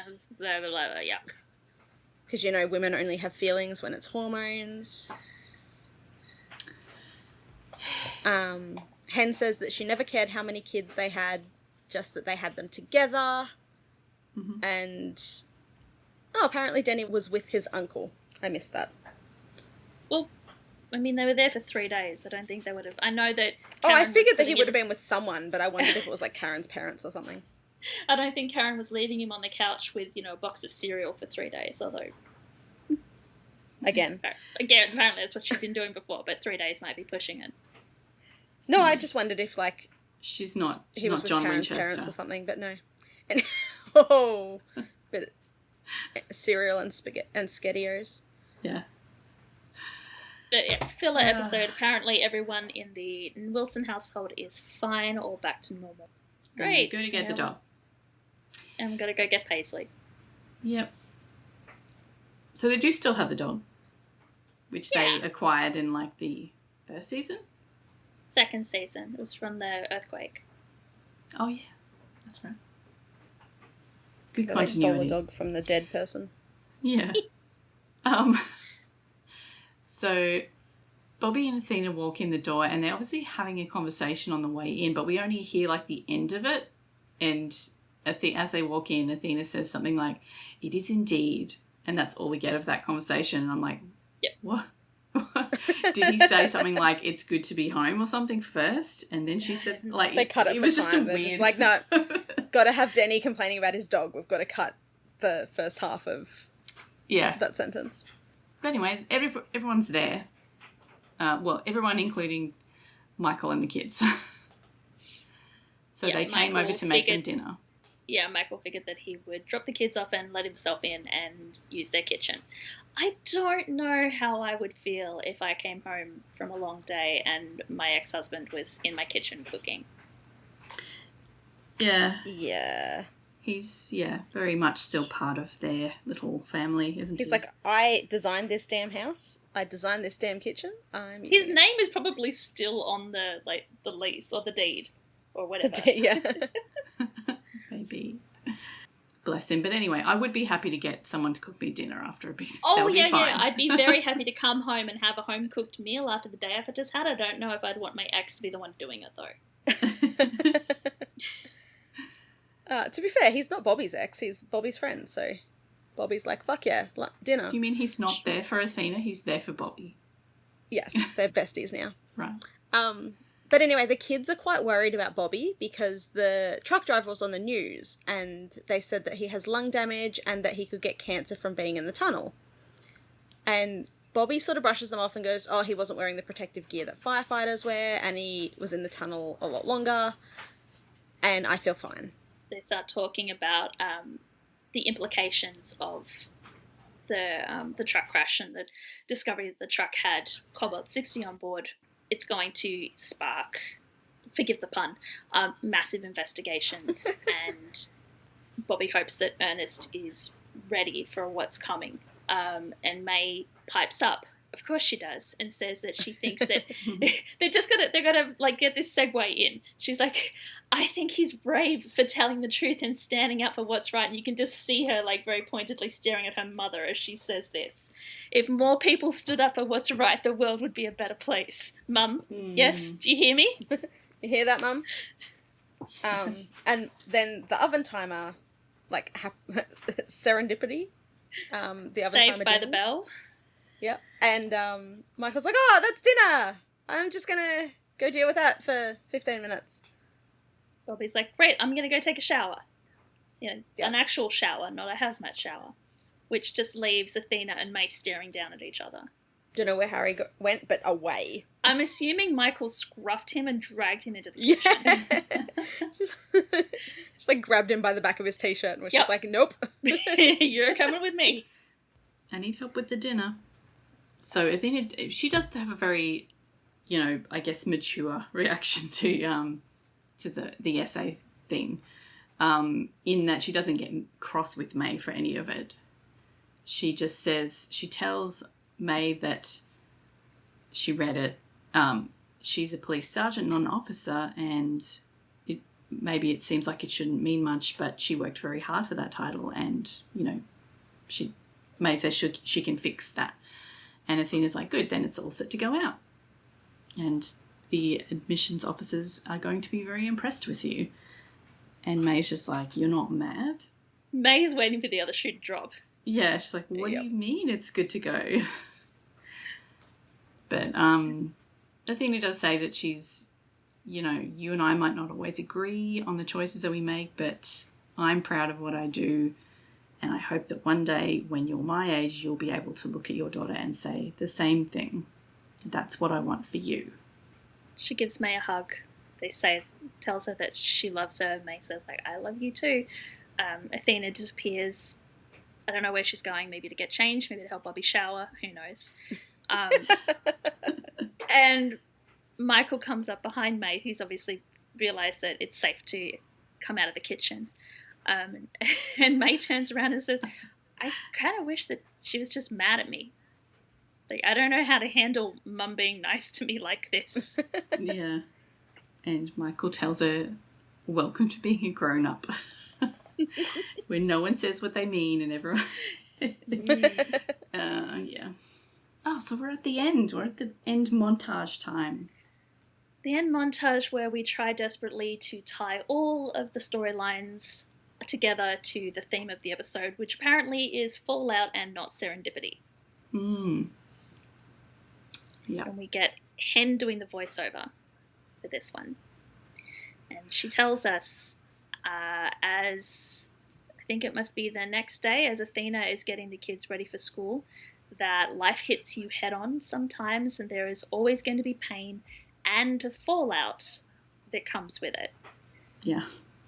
She said it. She said the thing. She said the thing, you guys.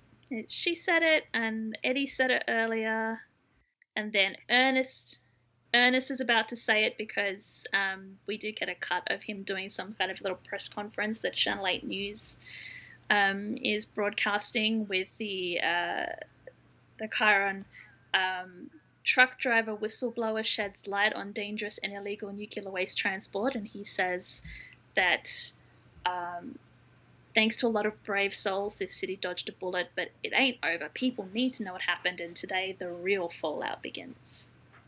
That's what I mean. Like, the entire episode, we really only get the episode title and the theme of Fallout shoved down our throats in, like, the last 10 minutes of the episode. Yeah, and only really relating to the, like, textually only relating to the truck crash. I mean, I guess it's, like, the fallout of what happened to everyone. Oh, too. yeah. Yeah, it is. It definitely is, but no one says the words. Yes. But it's, sometimes we get really subtle themes that just happen to, the storyline subtly reflect the theme. Sometimes we get it shoved down our throats. This time it was like really sort of subtle, really just thematic, and oh no, wait, we're going to shove it down your throat now, right at the end. Yeah, oh shit, we forgot to shove it down your throat. Yeah. We get Olivia. We get to cut to Olivia's live stream. She's gone back to content creation. Where she says that... the most corny line ever. I used to have this hole inside me, but now, after having an actual hole, I feel whole. Oh, dreadful. I'm sorry, did that meteor go through the part of your brain that constructs sentences? Because that was terrible. I was hoping that they would show, like that we would find out what happened to her. Like, does she still have a hole through the middle of her stomach? There's, like, comments popping up on, like, her live stream, too, and there's, like, people being like, show us the scar. Like, what would they do in that instance? Would they, cut flesh from, like, her legs and other parts of her body to, like, rebuild her abdomen? I have no idea. Like, it depends which bits of her are missing inside her abdomen, I guess. Like, is she missing part of her gut? Like, what did they have to sew together to make her function again? Like, it's just... Like, she probably lost a kidney because they thought that it went through one of her kidneys. Yeah. Which one do you have two of, your kidneys or your liver? Yeah, kidney, yeah. Okay, so she's probably... But your liver can regrow, so, like... Okay. Yeah. I don't know. I feel like it would be quite a while until she was out of hospital for a start. But it can't be that far because it doesn't seem that it's that long since it happened that she's back on the live stream. Yeah, well, I mean, the events of that episode only take place over a few days, right? Like, it's not... Yeah. I don't know.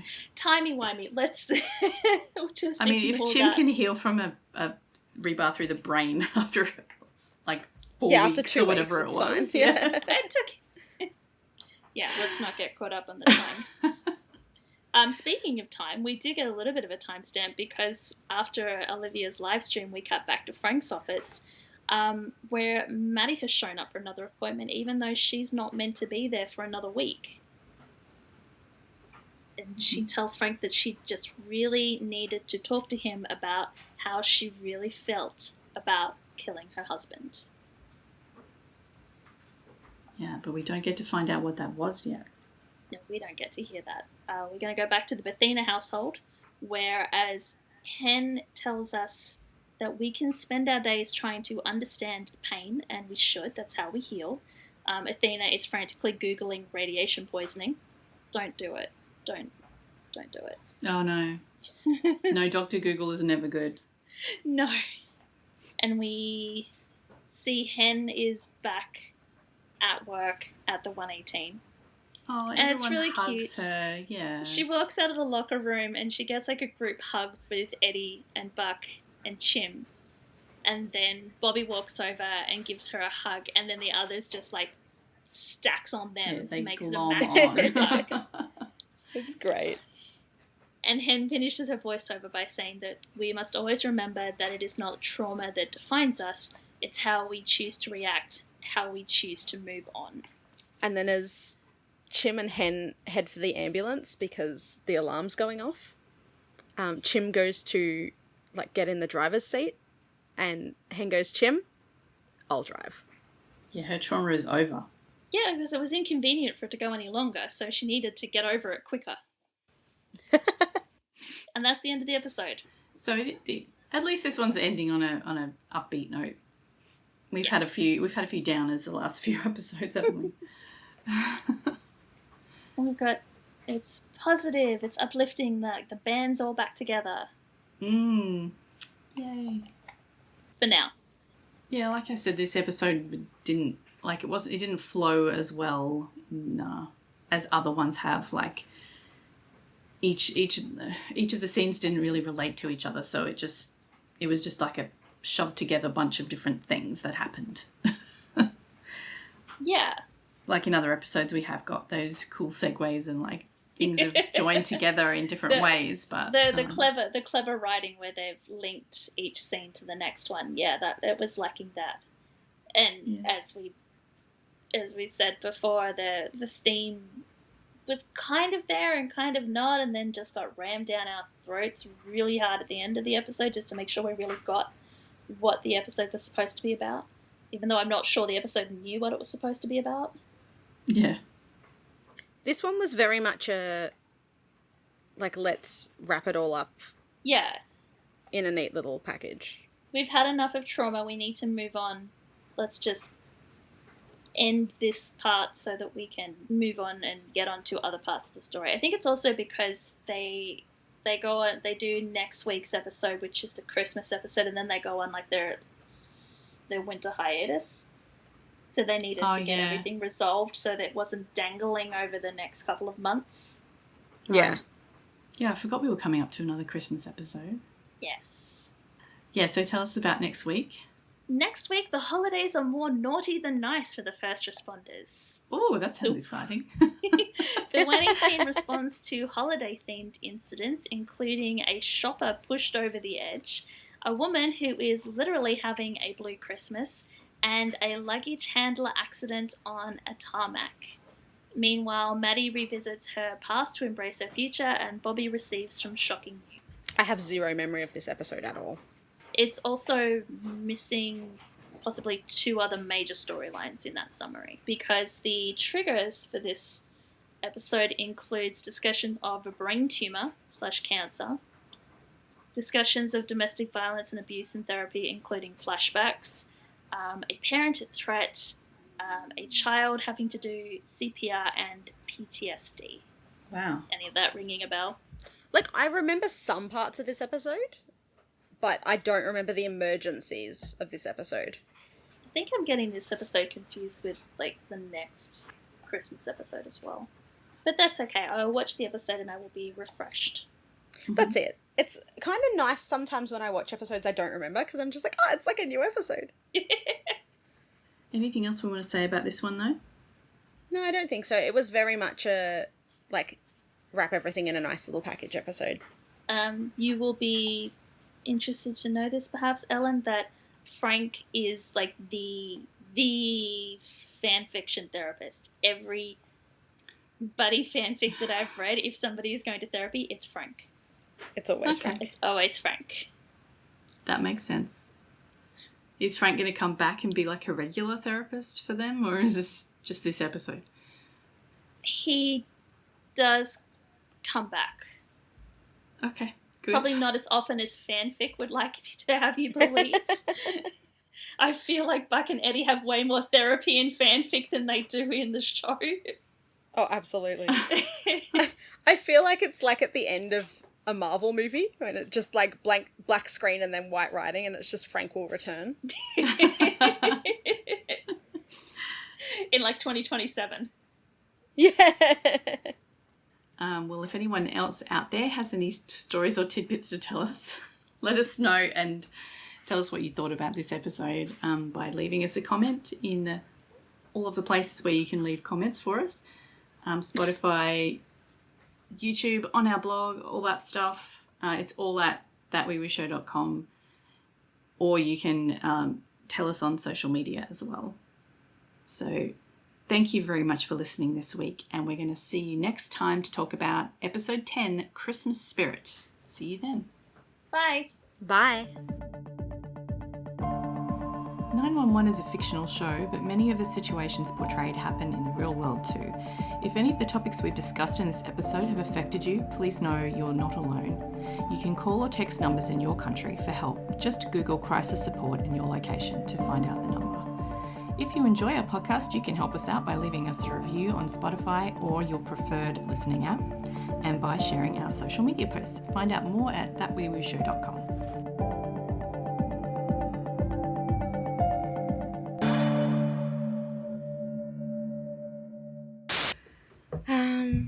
What happened in this episode?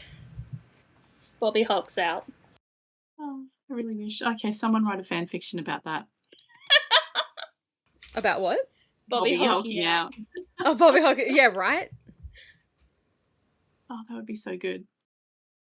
Oh my god, I just took a drink of my water, and as I was putting the lid on, the batch number is 19118. Yeah. Oh. It's a sign. I don't know what it means, but it's a sign. Serendipity, guys.